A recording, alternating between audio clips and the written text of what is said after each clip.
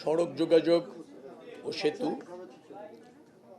মন্ত্রণালয়, পরিবহন মন্ত্রণালয় এবং রেল মন্ত্রণালয়, এই তিনটি গুরুত্বপূর্ণ মন্ত্রণালয়ের ঈদ যাত্রা স্বস্তি নিরাপদে করার গুরু দায়িত্ব রয়েছে।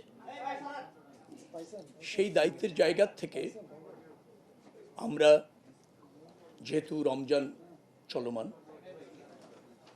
ঈদ সমাগত, ঈদের এই ঢাকার থেকে বিকাশ পেমেন্টে 10,000 টাকার বেশি অফার, শপিং চলছে তো।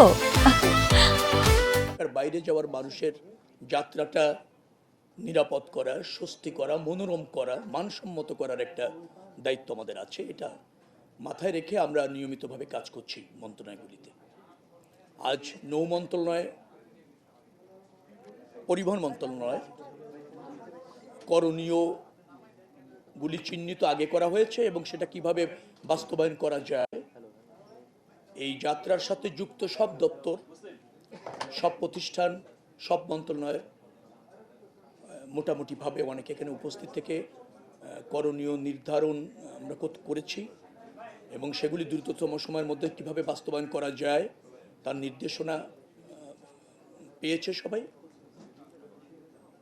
গতবার যাত্রাটা মোটামুটি স্বস্তির ছিল, ভালো ছিল, নিরাপদ ছিল।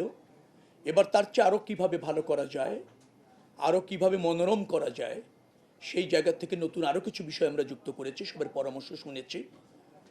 যাদের দায়িত্ব আছে তারা আরও দায়িত্বশীল থেকে কাজটা করবার জন্য যে দরকার, তাদের সহযোগিতা দরকার, সে দাবিগুলি তারা করেছে। আমরা তাদেরকে সেইগুলি পূরণ করবার অঙ্গীকার করেছি এবং আমরা মনে করছি যে নৌযাত্রাটা এবার যে কোনো সময়ের চেয়ে ভালো হবে।